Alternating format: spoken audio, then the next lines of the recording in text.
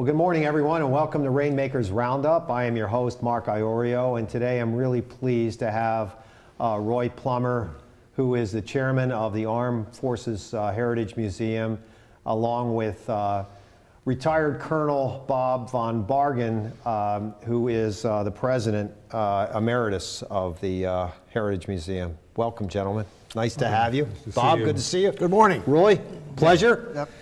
Good to be here. It's good to have you. Good to have you.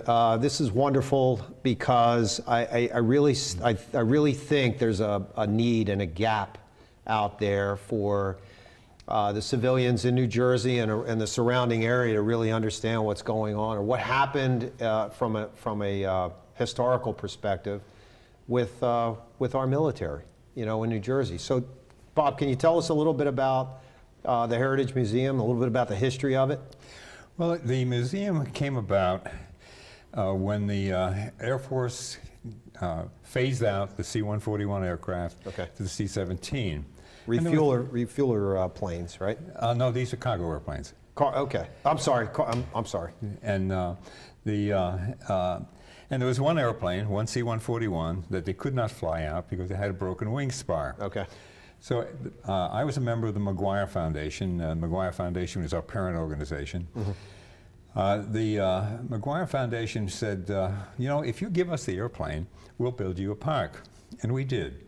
And the airplane was moved onto the site, and there was a dedication ceremony.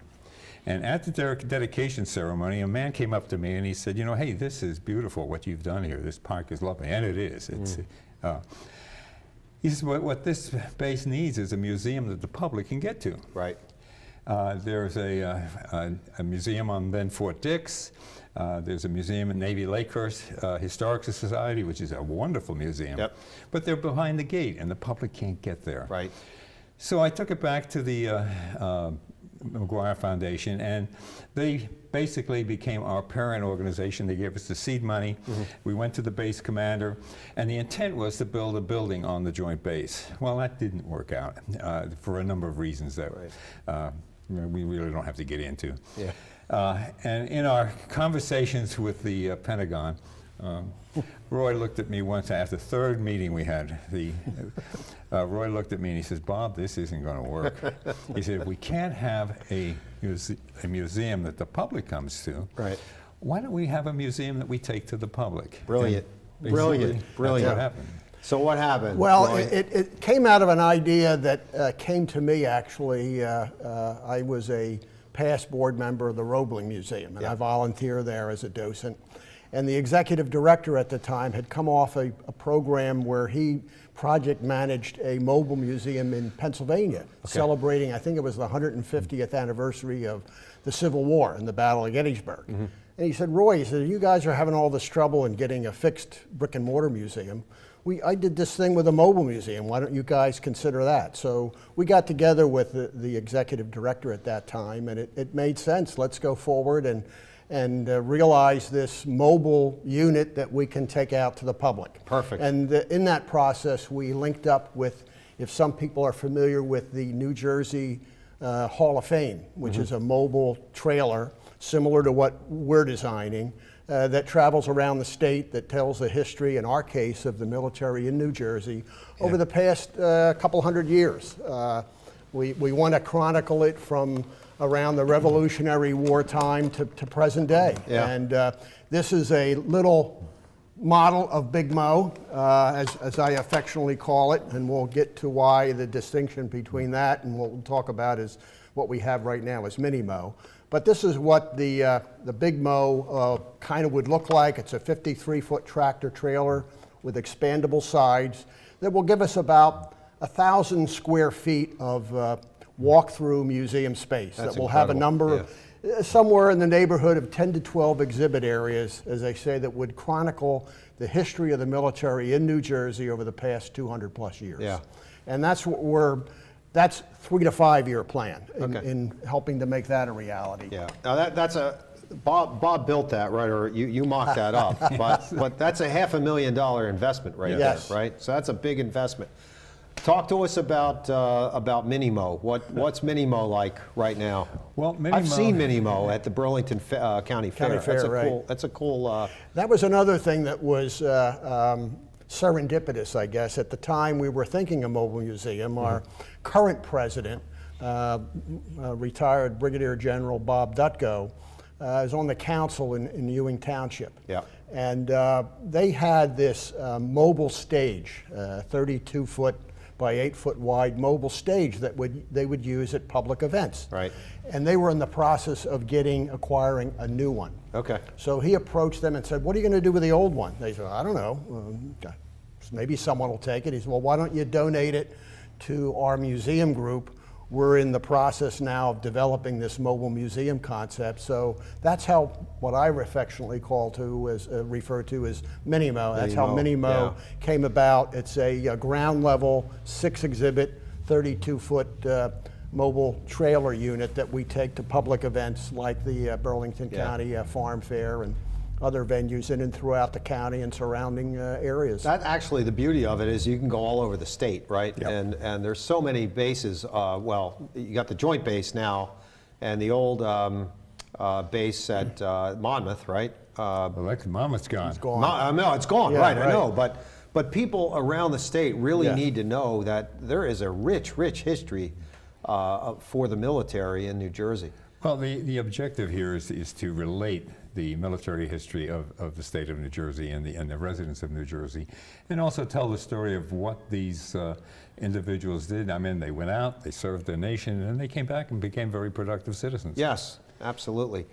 So I want to flash up on the screen what the layout of Big Mo is going to look like, if we could do that. And there it is, right there. So Roy or Bob, tell us a little bit about Big Mo. Well, this will be a walk-in where the trailer is you view it from the outside. There Yeah. are 6 panels, and you walk alongside, and it's weather is the key word. Yeah. When it gets cold, it goes away for the winter. Right. This unit here will be heated, air-conditioned, and the visitor will actually go inside and view the exhibits. There'll be Yeah. kiosks in there. There'll be interactive operations. As we said, very similar to the New Jersey Hall of Fame, where they have a section where they honor each individual, and we will be doing the same thing. That's wonderful. We'll talk about this more in a second because you've got living history interviews, you've got all kinds of things going on. But talk to us about Big Blue. What's Big Blue? Well, Big Blue is All these nicknames. We Mini lo- Mo, we love Big Mo. nicknames. Big Mo, and Big Blue. And so this is a 1970 flight line maintenance vehicle. Okay. It's been totally restored. It was restored by a collector in Michigan, Okay. who donated it to the museum in honor of his dad. Oh, great. Who was an Army veteran, served in the Chemical Corps. It is right now, it's being finishing up the refurbishing. We've just had all the decaling put onto it.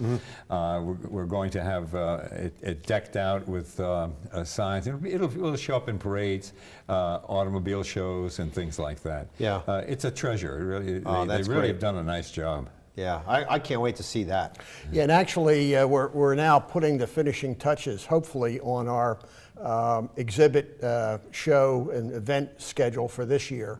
And the first event will be at the Roebling Car Show on April 27th, where we will have Mini-Mo there on display because they're focusing on veterans in the military in this car show. And we will have Big Blue there on display as well. Speaking of veterans, you've done some awesome videos and interviews of people who've had an enormous impact on the military.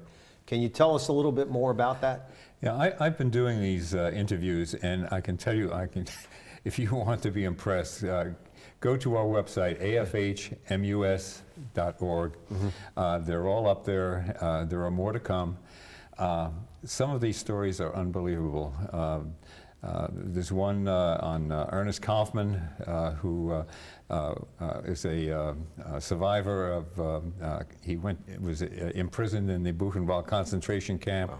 He was one of the last Jewish people to escape Nazi Germany. He's 98, right? He's Yes. 98 years old. An amazing hero. Yeah. His family managed to get him out of Germany in early 1939. He was one of the last to get out. He lost his entire family. Wow. He joins the Army, and what this man does, you could make a Hollywood movie out of it. It is unbelievable. And they should. Yes. That's what Hollywood ought to be doing, right? Yeah. And then there were others, Bob Yancey, who was a African-American who served in 3 wars, a man, you know, I mentioned before about people coming back after their military service. Right. Well, Bob Yancey died about a year ago, and you look at what Bob Yancey did in the military. He was a combat medic. He did an amazing things in it. But when he came back from the military, he went back to college. He earned a bachelor's degree, went on for a master's degree, became a teacher in the prison system, ultimately became what we would call a principal in the prison system.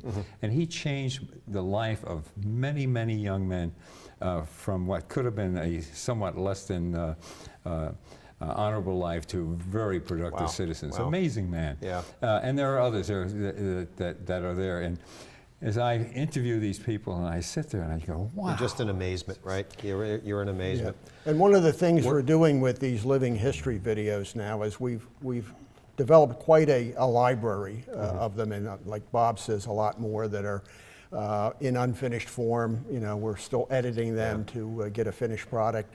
But my thought was we needed to have a vehicle for getting these out to the public. Right. And through a connection I had with the Burlington County Historical Society, I proposed to them, the executive director, I said, hey, is there a possibility we can partner with you to start showing some of these videos to the public? Yep. And they enthusiastically embraced it. Wow. We've had at least 3 programs there. This Ernest Kaufman presentation, and Ernest will be there. We're going to do his video.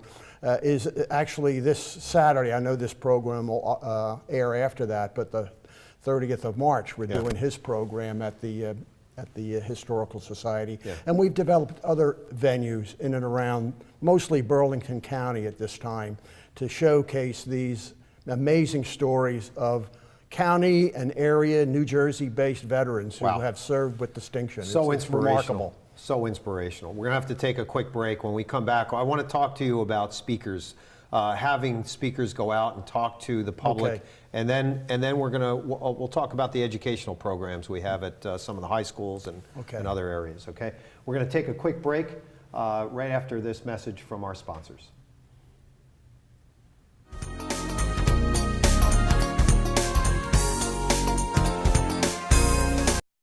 Shelter dogs aren't broken.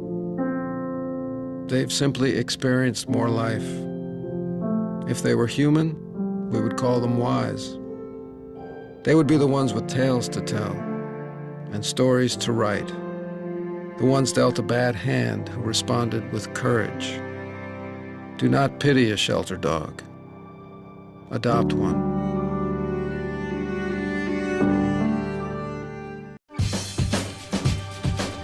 Say we've got grit, and we'll take it as a compliment. Because it's our uncommon drive, our spark within, that brings us together and sets us apart. We are temple made. And when others take shortcuts, when others take breaks, when others take the easy way, we take charge.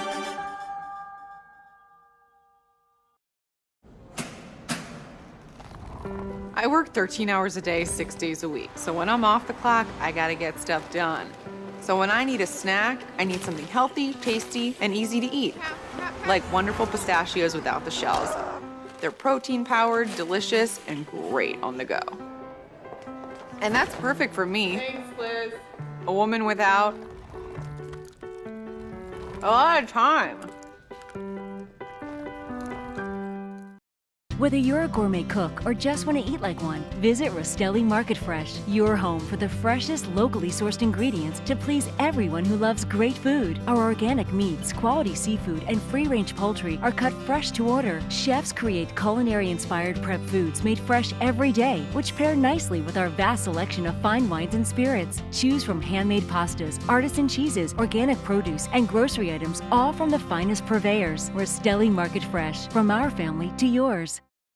RVN TV is a platform for people of any industry to share their story. Over 285,000 viewers are tuning in to RVN TV shows monthly. We guarantee a great experience that you'll be sharing with everyone you know while increasing your personal and company's brand awareness. But what is your brand? According to Forbes, it's a combination of your logo, your product, your design and feel, and your personality. Did you know that aside from being a guest, we offer even more opportunity to boost your brand? Adding your company logo and website on screen during your interview will allow viewers to recognize your brand instantly. Incorporating images and video clips is another great way to showcase your product during your live segment. Let viewers see how good you really are. And most importantly, there's you and your interview. For less than the cost of a newspaper, direct mail, or a magazine ad, you can leave our studio and within 48 hours have a permanent digital copy of your live segment to link to your social media, embed into your company website, or use in email marketing. Investing in your brand is so very important, and we can't wait to have you as a guest.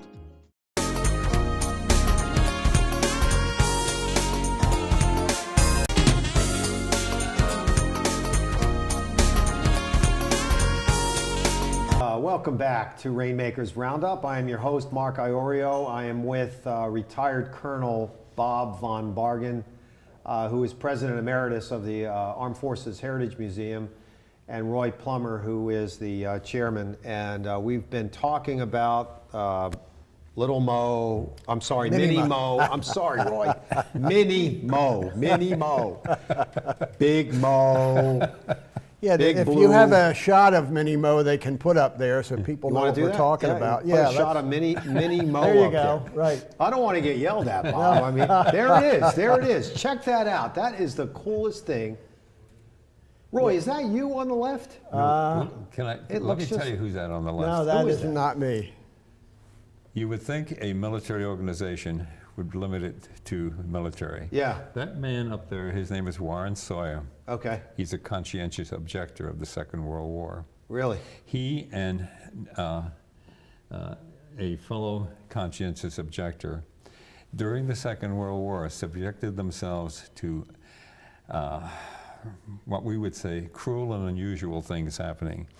They were injected with hepatitis, they drank sewage, they did all kinds of medical testing to prove, as he said, people were calling them yellow bellies. Yeah. And it was their religious belief that they could not bear arms. Wow. They were as patriotic as anybody who ever wore a uniform. Yeah.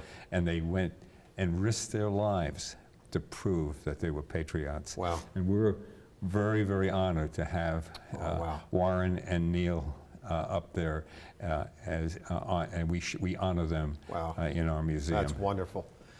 Here is Mini Mo on High Street in Burlington. So people can get a picture of or an idea as to how mobile this is, right? Mm-hmm. Yeah, it's a 32-foot by 8-foot wide mobile stage, actually, is what it was. Yeah. It was retrofitted to this exhibit, traveling exhibit. It can be pulled by a pickup truck. Pickup truck, yeah. And I forgot, is that two-sided? No, No, it's just a one-sided, one side. yes. Mm-hmm. Now, Big Mo, which we could look at in a second here, will be it's two sides, right? You walk inside. It's You walk in- inside. right. You go into it. Okay, you go inside. Go up Okay. the stairs and into it, and it opens up into a big room. Okay, so there it is, right there. That's it, yeah. That's a rendering of it. That is going to be quite. That is going to be quite cool. Now, listen, we're going to start this fundraising thing right now on this show. Yes. The Armed Forces Heritage Museum needs about $500,000 to fund Outfit, that, right. to outfit that tractor trailer, or the trailer, not the tractor. Right. The tractor part will be leased out. Right, and, yes. Right. Yeah, you'll hire a professional. It's a whole new ball game, right? Yeah, it's Because we're a total volunteer organization. Yeah. That's the goodness of it and the challenge of it, because in order to take Minimo around, it requires us as volunteers to be able to staff it and respond to continual requests that we get in. Yeah, and then you're going to have maintenance as well on, Oh, yeah, on the absolutely. on Big Mo. So if there's anyone out there who wants to write the Armed Forces Heritage Museum a check for $500,000 you to go. outfit Big Mo, Bob and Roy are Yes. waiting for that. Exactly. Right? We Waiting have for it that. now as a 3 to 5 year plan, but if we get that big check earlier, It'll be like a obviously- 2-month plan. Yes. Yes, indeed. Well, maybe 3. Yeah, 3 months, whatever. It'd take you a little longer. Right. But before the break, we were talking about the video interviews that you've done with some of these heroes, and you've also gone out to Rotary clubs and chambers of commerce, both of you, right, to talk about Yes. Oh, yes. the Armed Forces Heritage Museum, and I want you to make sure. I want the audience to make sure they realize that you're available to do Right. that. And we've, as I mentioned earlier, we've struck some partnerships initially with the Burlington County Historical Society to put Yep. on programs there. We have another smaller venue that we were pleasantly surprised with the turnout, the Mansfield Museum in Mansfield Township in Burlington County.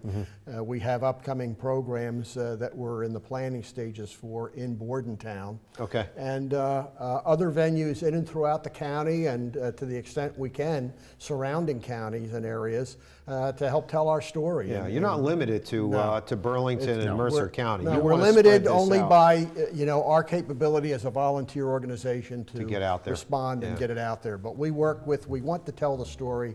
So if there are organizations out there that would like us to come and speak, we will work in earnest to do that. Great. Yeah. You also have some unbelievable educational programs that are going on right now with Shawnee High School, Hunterdon County High School is the superintendent up in Hunterdon. Why don't you talk about that, because that is wonderful, because our youngsters, these young students, when they meet veterans, they're very respectful. And I think it's really important for the audience to understand both programs and how that could spread across the state. Shawnee High School has had a program it's been running for many years. We picked it up about 5 years ago as a responsibility. Working with the principal at Shawnee and with the 2 teachers who administer the program. Yeah. On a given day in November, typically the week before Veterans Day, on that day, veterans come in. We normally get 30 to 40 veterans come in. Wow, that's a lot. And we Great turnout. meet in a break room, and on every history class on that day, 2 to 3 or 4 veterans go in and relate their experiences. And then there's an exchange with the students. It's remarkable. If someone had told me you could pluck a veteran off the street, put them in and have them go and talk to students and have it work, I would say in your dreams. Yeah.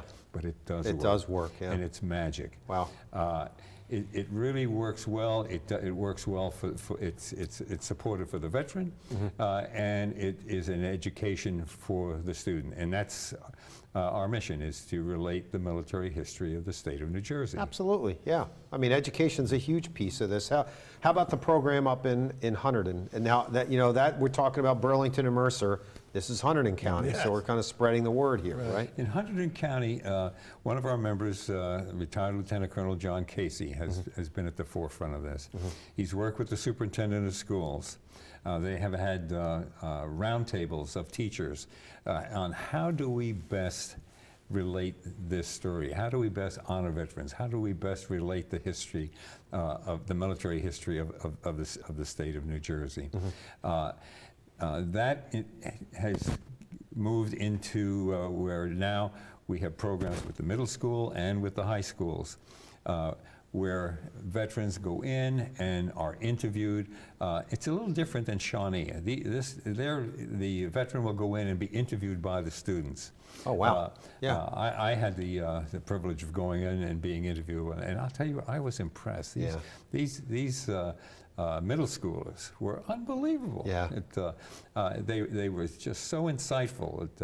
On one case, I was invited back, and I turned the tables on them. At that point, we were still looking to build a brick and mortar museum. And I said to them as I started, I had 45 of them, and I said, now, I'm going to put you on the payroll. You tell me, you're in charge of this. You're going to build a museum out at Joint Base McGuire Dix Lakehurst. What would you do? And they had some wonderful ideas. They were terrific. That's great.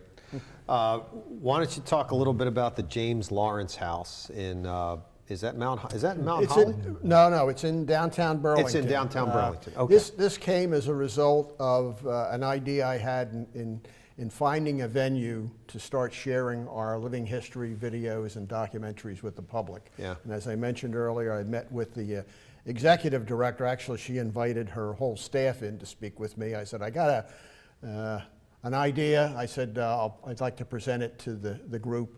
I didn't tell them what it was, but I mentioned that we wanted a venue to share these videos, and we're looking for them to partner with us on that. They embraced that. And then I said, you know, the other element of what we're looking for is, as a volunteer organization, we don't have an office, a base of operations.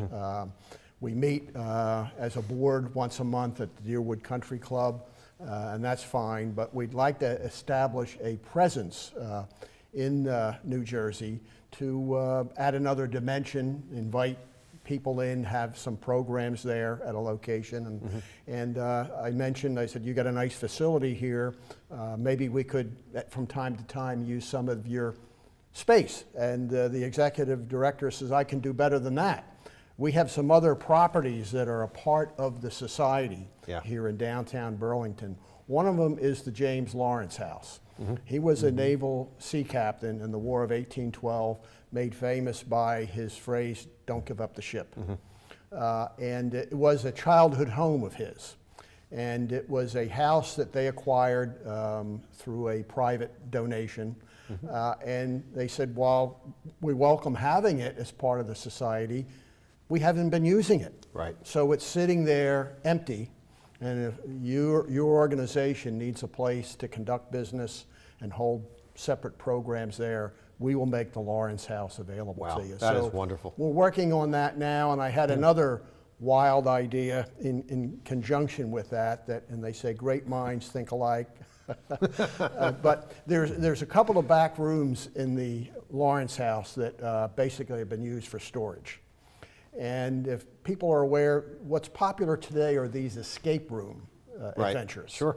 And I had the idea before this that wouldn't it be neat if we had a military-oriented escape room experience? So you're giving people a sense of some aspect of military history while you're engaging them in a team, maybe family kind of competition environment in this escape room experience. That's a great idea. So That's a great idea. I mentioned that to the executive director, and she said, we were thinking of the same thing. We just never, pulled the trigger on it, so to speak. Yep. And we're trying to develop that now. There's a couple of fellows that have developed it's a little different, an escape room experience at the Mount Holly Prison Museum.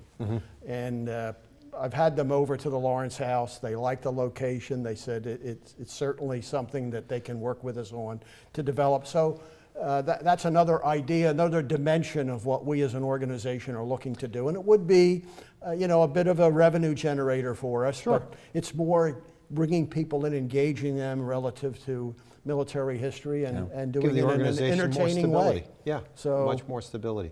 Retired colonel, right, in the 514th, you're a navigator, right? Yep, squadron commander. Squadron commander, right? What's inspired you to do this, Bob? What I've had a lifelong interest in history, and And you know, as I look back at my career and I see what people have done, and I learn more and more. I don't want this lost. You know, one of the other things that we're doing that we didn't mention was documentaries. We've done documentaries on what the base has done. I guess about 2 years ago there was a serious earthquake in Nepal, and the